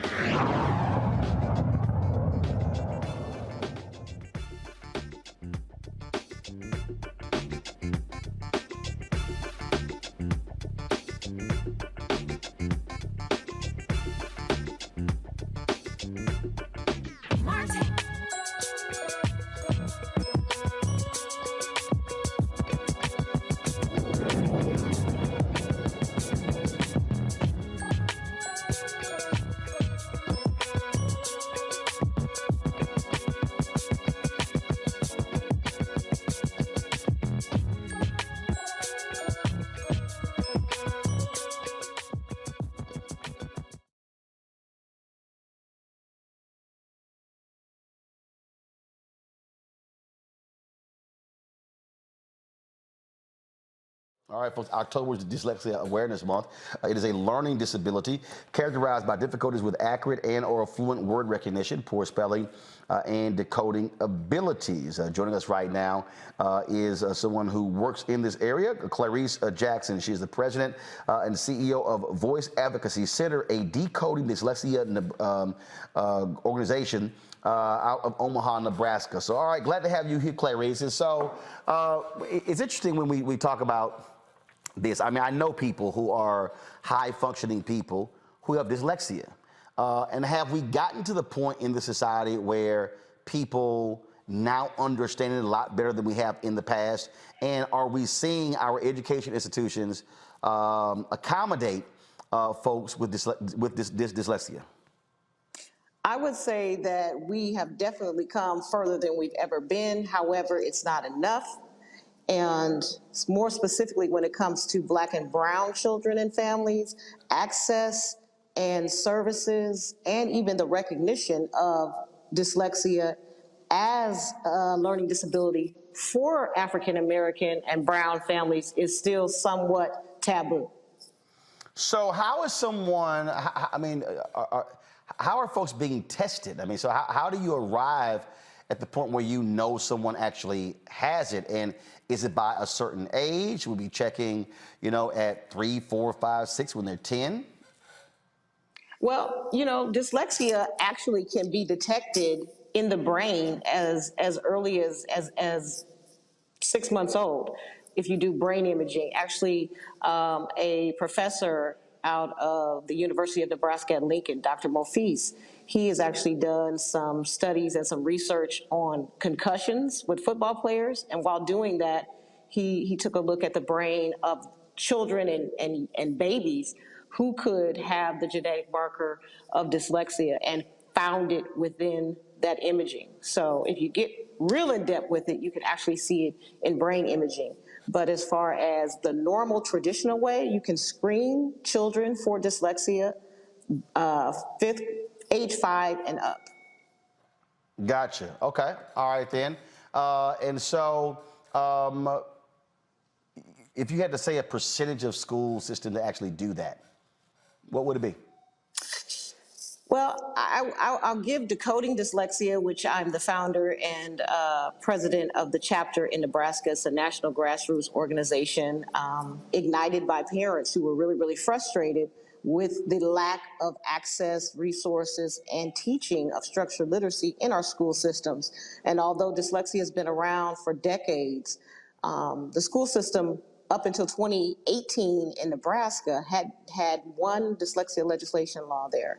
And so that is kind of how I got involved in this, because my daughter struggled from pre-K to 4th grade and couldn't read simple 2- and 3-letter words.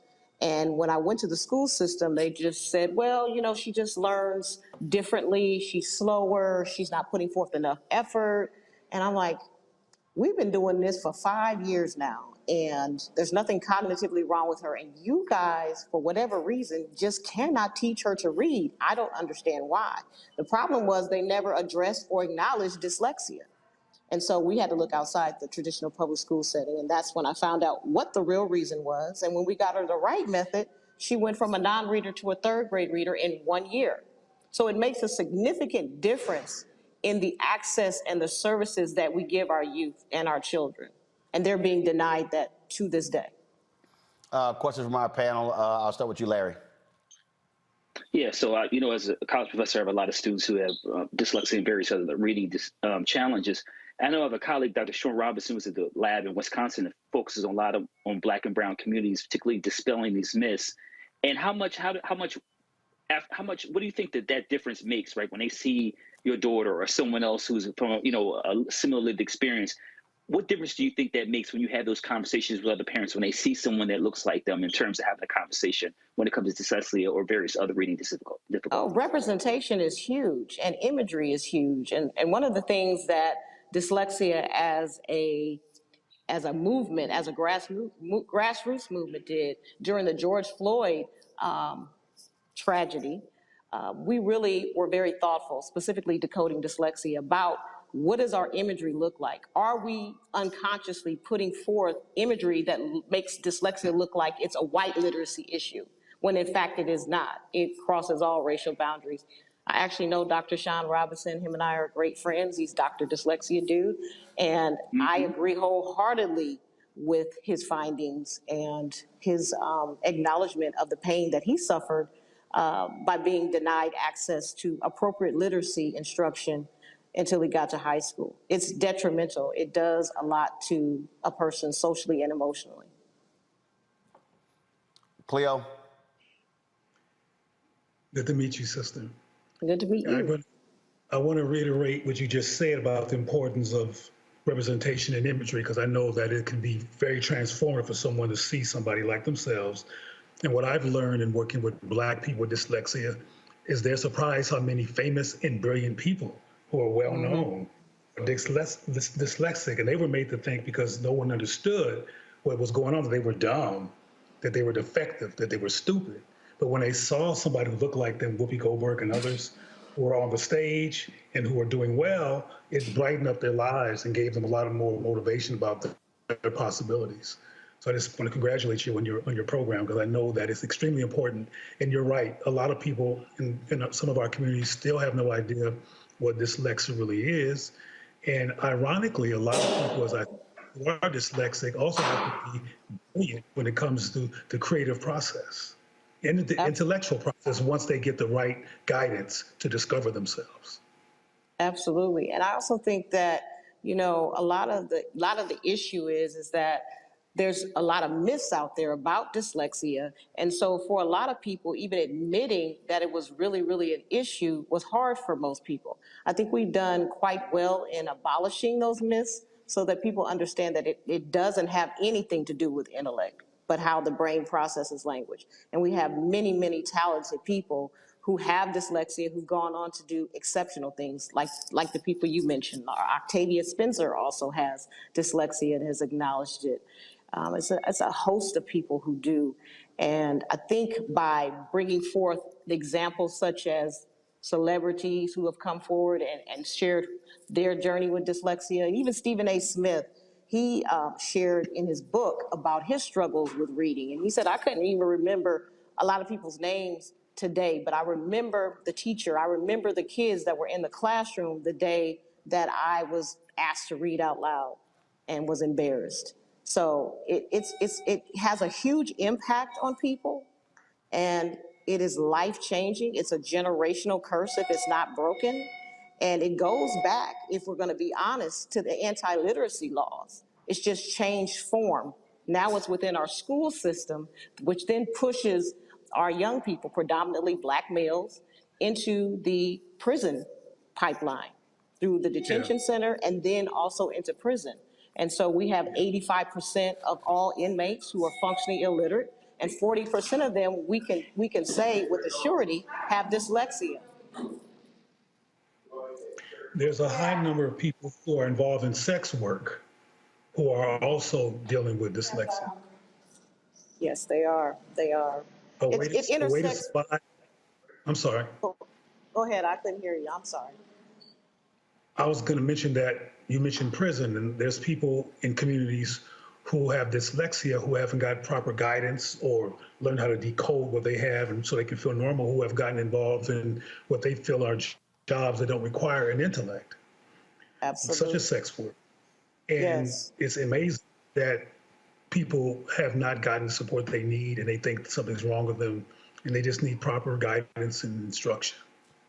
They do, and they need more people such as yourself, such as Roland Martin, and I'm grateful for this conversation, but we need more of us to get behind this cause, because the National Assessment of Educational Progress just came out with their scores the beginning of this week about the nation's, it's the nation's report card. And when we talk about literacy and reading, over the last 30 years, and we know COVID had a role to play, and people are embellishing COVID as the reason why scores are the way they are because we went through this whole pandemic, when in reality, it has been this bad for 30 years, and we haven't had improvement in reading in 30. And so when we talk about the state that I live in, which is in Nebraska, the 4th grade reading scores in 2019 were only 12% of 8th graders who were proficient, meeting basic standards in reading. And that is just not common to Nebraska. This is the statistic nationwide. It's an epidemic, and it needs to be addressed, and there's an alarm that needs to be sounded, because if our children are not literate, it intersects with health, it intersects with teen pregnancy, it intersects with crime, it intersects with dropout rates. What is our generation and the generations next to them and behind them? What is that going to look like? We're talking about politics and the state of the nation. We have to have a literate nation in order to have a competent nation. And that means we have to start voicing and demanding that our school systems, especially those that don't agree with choice, that they either put up or shut down. All right. Larry? Sorry, I went on my tangent, but I had to do it. Let's see. Michael and Larry, who hasn't asked a question yet? I haven't asked. All right, Michael, go ahead. Go ahead, Michael, go ahead. Yes, Sister Clarice, thanks for coming on and sharing this valuable information. Yeah, I forgot. Cleo asked 5 questions, and so I lost track of who asked the question. So, you know. It's all right. Dyslexia affects voting too, Roland. Yeah, right. Yes, okay. it does, all Roland. right. It yeah, does. okay. Yes, it does, Roland. Yeah. Oh, no. I get that. And there's still also some dumb people who don't have dyslexia, who don't know how to read. And ain't got nothing to do with dyslexia. They just dumb. Right. Okay. Let me ask my question right quick, Cleo, then you and Roland can go back and forth. Okay. Sister Clarice, have the researchers been able to detect what causes dyslexia? And if not, have they been able to make any advances towards finding out what causes dyslexia? Are there any maybe genetic traits that make someone more disposed to dyslexia? Tell us about the research in the past few years. Well, the research in the past few years, we know that it runs in families. Is there a genetic marker specifically that says, okay, because this in the family bloodline, this causes dyslexia? We don't have that kind of information. But what we do know is that there is appropriate remediation methods to address dyslexia, and that even though it's a lifelong issue, it can be overcome, and that most people, when they are receiving the right services, lead very productive, successful lives. That we do. Okay. All right, thank you. Then there are characteristics of dyslexia that people have that you can detect if your child has these characteristics, that they have 3 or more of them, that such as slow, choppy, inaccurate reading, letter reversals beyond first grade, homonyms and synonyms, confusion, trouble with directions. When you see those type of characteristics, those are indicators that that child probably needs to be screened for dyslexia. And the earlier we catch it, the better. Right. All right, then. How can folks get information on your organization? Voice Advocacy Center, which is located in Omaha, Nebraska, and I am very proud to say that our center was the first dyslexia screening and tutoring center in the entire state. Now, there are a few more now, but we led the way. And then I'm also the president and founder of Decoding Dyslexia Nebraska, and we are now branching out nationwide. We're doing a lot of remote tutoring and screening in California and several other states. And so watch out for Voice Advocacy Center in Clarice Jackson, because I'm not going anywhere. And last but not least, I wrote the proclamation for the NAACP to acknowledge dyslexia, to legislate and raise awareness for it in every state that has an NAACP, and that happened in 2014. So we're going to keep on moving. All right, we certainly appreciate it. Thanks a lot. Be well. All right, thank you. All right, folks, got to go to this quick break. We come back.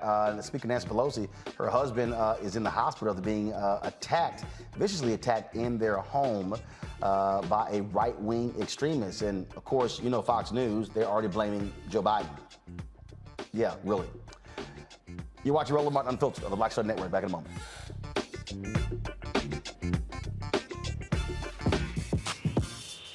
When we invest in ourselves, our glow, our vision, our vibe, we all shine. Together, we are black beyond measure. We've got to stand up. Republicans are banning abortion rights, tearing down democracy, blocking progress. But when Democrats stand together, we win. Because we voted, Democrats stood up for black lives, voting to ban police chokeholds, stood up for black women, putting one on the Supreme Court, stood up for our families, lowering cost of health care and prescriptions and capping insulin, and stood up for millions by slashing student debt. This November, let's stand up together and keep making progress. When we invest in ourselves, we all shine. Together, we are black beyond measure. Hey everybody, this is Sherry Shepherd. You're watching Roland Martin Unfiltered, and while he's doing Unfiltered, I'm practicing the wobble.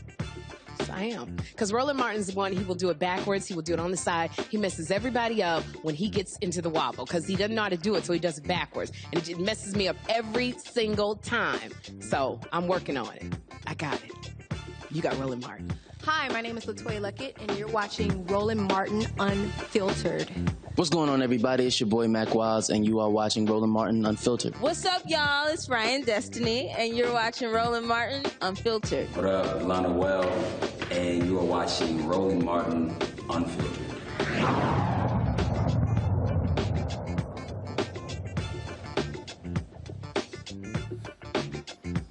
Paul Pelosi, the 82-year-old husband of Speaker of the House Nancy Pelosi, is recovering from a skull fracture. He's had surgery and other injuries after a man broke into their San Francisco home, attacked him with a hammer, tried to tie him up, and said he was waiting for Nancy Pelosi to get home. The alarm went off, and cops were dispatched to the home. Here is San Francisco Police Chief Bill Scott. The suspect has been identified as 42-year-old David DePepe. Mr. Pelosi and Mr. DePepe were transported to a local hospital for treatment. This is an active investigation currently being led by the San Francisco Police Department Special Investigations Division.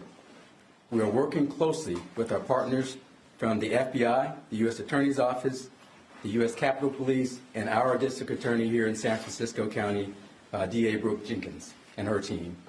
The motive for this attack is still being determined. Mr. DePepe will be booked at the San Francisco County Jail on the following charges: attempted homicide, assault with a deadly weapon, elder abuse, burglary, and several other additional felonies. This individual is a right-wing extremist, anti-Semitic as well. And it's been interesting just watching the reaction of various Republicans.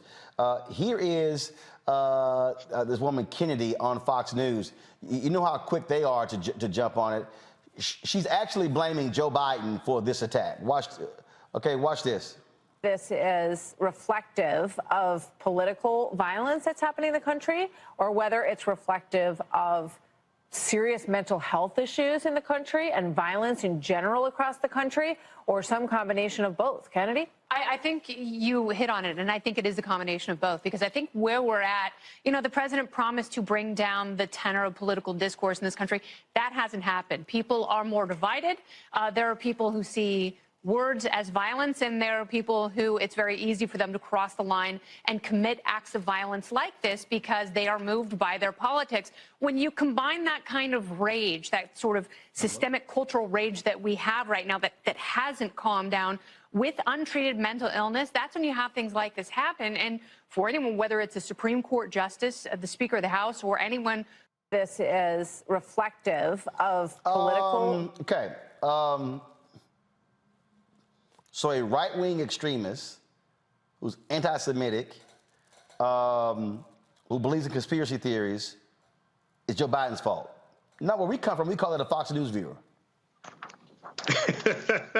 And a Donald Trump supporter. That's what we call that.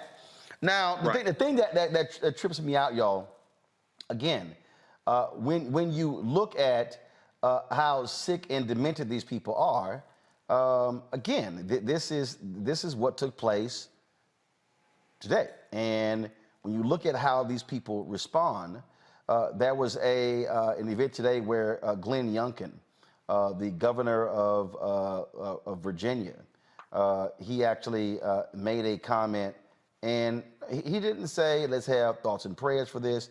He literally joked about it and said, well, you know, let's send Nancy Pelosi back to San Francisco to be with her husband. Yep. That's literally what he said. Then you've got Ronna McDaniel, the head of the GOP, making her. Matter of fact, here is the Glenn Youngkin comment right here. And the voters are getting ready to stand up again and said, we have had enough. Enough of Abigail Spanberger. Enough of Joe Biden. And listen, I want to stop for a minute and listen, Speaker Pelosi's husband, they had a break-in last night in their house, and he was assaulted. There's no room for violence anywhere, but we're going to send her back to be with him in California. That's what we're going to go do. That's what we're going to go do. Wow. And the voters... Wow. That's how they actually think. The thing here, Larry, that I'm still laughing about, I love how these Fox News people somehow are totally divorced from reality of the role that they play every single night, stirring up right-wing extremists, driving lies, driving total BS, and then go, that wasn't us. We didn't do nothing. So, Roland, we're going to keep seeing this. And also, let's go back for a little bit in United States history. We have a long history of political violence. We go back to Abraham Lincoln, 1865. We can talk about the assassination of Medgar Evers and Dr. King in the 1960s. We can even talk about Ronald Reagan's attempted assassination in the 1980s. So we have a long history of political murders and assassinations and attempts to hurt political leaders or those or family members, et cetera. So that's consistently happened throughout our history. But you're right, Roland, these folks, they've been breeding these individuals. We talked about disinformation earlier. they keep talking about, Joe Biden being some kind of evil person, and then some of the other Democrats, and they amplify this on social media, Facebook, Instagram, et cetera, these exaggerated pictures, et cetera. And so that feeds this frenzy. So these individuals, and many of them are just average everyday people you work with, not necessarily all these people don't have mental illness. Some of them are just racist, and they are purposely going out looking to harm people. The last point I want to make, Roland, and I want to make sure it's clear if people are watching it on this platform, it is 2022. This will get worse between now and 2024 if you do not put some of these people, stop some of these folks in the next couple of days. It will get worse, and then this kind of violence, political and also racial violence, will continue. And that is the reality, Michael. I mean, these folks are emboldened. You see these extremists with their guns and their Kevlar and their proclamations that we're going to have this war. That is absolutely the right wing, completely. Absolutely. It's absolutely right wing. And if this is continued, some people are going to end up getting killed. This is what's going to happen. And there's a deep history, as Dr. Larry said, there's a deep history of political violence in this country, but there's a deep history of political violence directly directed towards African Americans. We're coming up on the 102nd commemoration of the Ocoee Massacre of November 2nd, 1920, which happened on Election Day. And you had about 50 African Americans who ended up being killed by white supremacists for trying to vote. You have the Opelousas Massacre of 1868. You have the Clinton, Mississippi riot of 1875. You have these massacres that took place during Reconstruction and after Reconstruction, targeting African Americans who were trying to vote, to suppress our vote, to keep us away from the voter polls, things like this, like the white supremacists are doing right now in Arizona. And they're sitting out they're sitting out and they're armed and they're photographing people who are voting, okay, because they have a right to vote, things like this. So this is why all of these Republicans have to be defeated, because they're playing with fire. And this could really explode into something it can explode into another civil war very quickly. Okay, you do not want these white supremacist coup plotters to be back in power. You do not understand what can actually happen. Okay, so this is why this midterm election is probably the most significant midterm election since 1876, and that's the year after the Civil War ended. This is the first midterm election after an insurrection since the 1876 midterm election. So black votes matter, and we have to understand. Lastly, I know people mean well when they say exercise your right to vote. You don't vote for exercise. You want exercise to go to the gym. You vote for power. This is about power and understanding how policies directly impact us. And also you vote to stop people who are trying to do you harm as well. So this is crucial. Bottom line here, Cleo, these people, they're not tamping this thing down. It is going to get even more violent. And if their people win on November 8th, they're going to see that as validation. Dr. Larry said something, if I'm not mistaken, earlier. He said that some of these people are not mentally ill, they're racist. I got news for you, brother. Racism is a psychopathology. It is mental illness. However, it's often not recognized as such because it's a normal part of the United States of America. You may remember Manifest Destiny, which allegedly was the call from God to take over this country while murdering, raping, killing, slicing, maiming babies, women, and children. And under the Manifest Destiny rubric, they felt like this was all right to do. These people are serious, and as Michael mentioned earlier about voting, if black people can vote for anything, we need to look at the fact that voting is involved in us gaining power.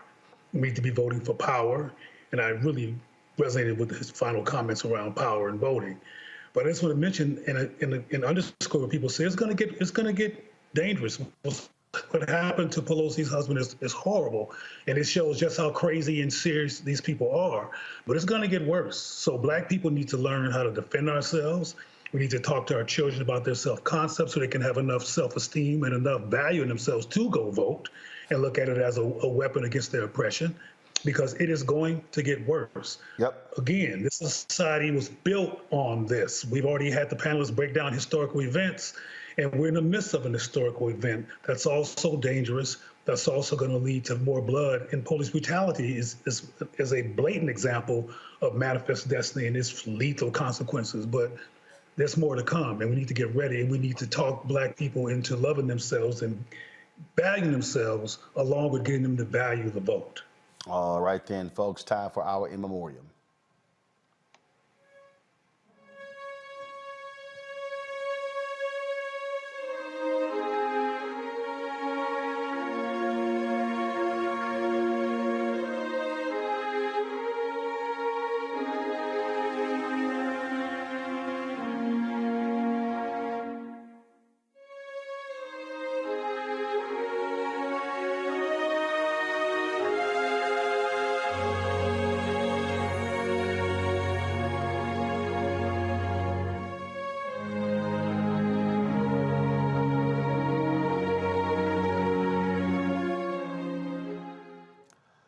Today, we mourn the loss of legendary community leader and pastor Reverend Calvin Butts III. He was 73 years old, a longtime pastor of Abyssinian Baptist Church in Harlem. He led that church to new heights.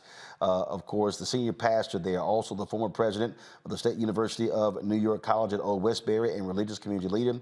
He recently celebrated 50 years with Abyssinian Baptist Church, where he founded the Abyssinian Community Development Corporation to rebuild the community of Harlem. He famously campaigned against the misogyny of rap music along with C. Dolores Tucker. He gained national attention for using a steamroller to crush hundreds of rap CDs outside his church and debating rappers Luke and Ice-T about his concerns with rap music. Reverend Calvin Butts III worked tirelessly with political leaders across the ideological spectrum to create a better world for African Americans. He leaves behind his wife, Patricia, 3 children and 6 grandchildren, and he apparently had passed away of cancer.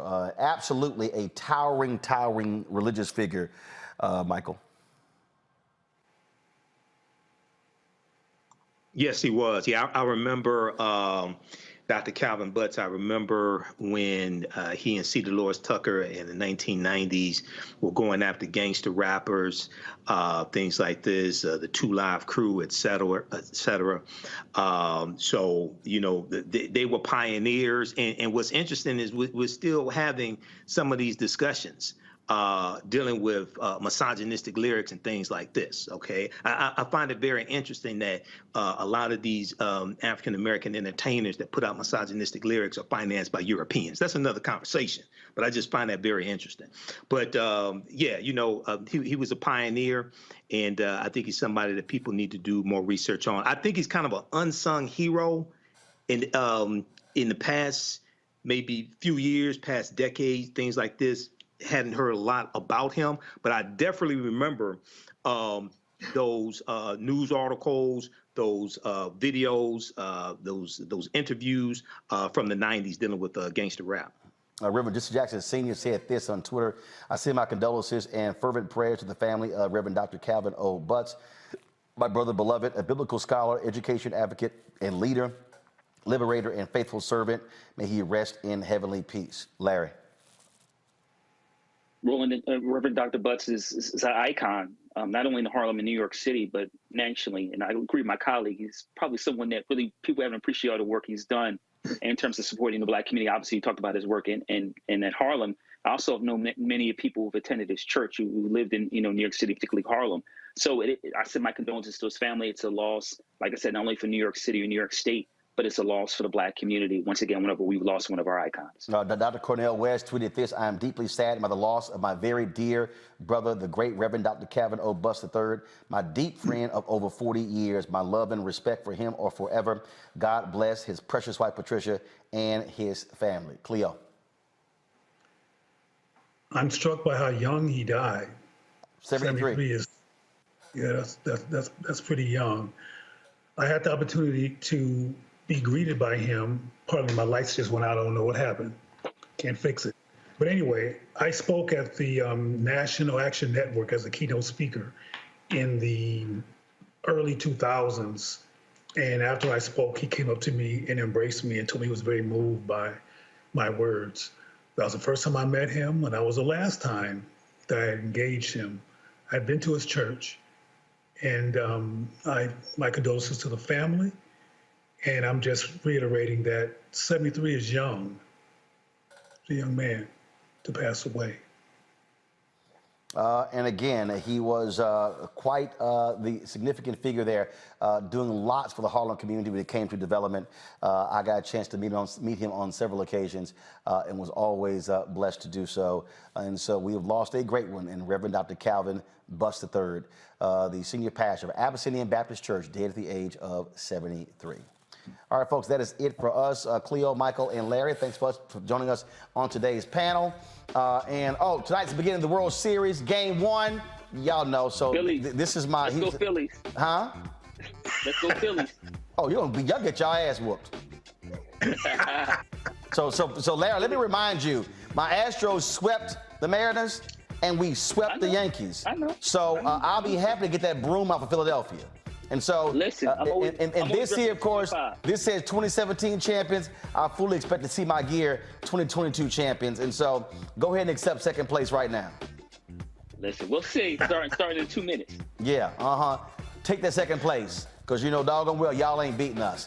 Y'all barely got into the playoffs. All right, that's it, y'all. Don't forget, y'all want to support us in what we do, download the Black Star Network app, available on all platforms, Apple phone, Android phone, Apple TV, Android TV, Roku, Amazon Fire TV, Xbox One, Samsung Smart TV. You can also, of course, join our Bring the Funk fan club.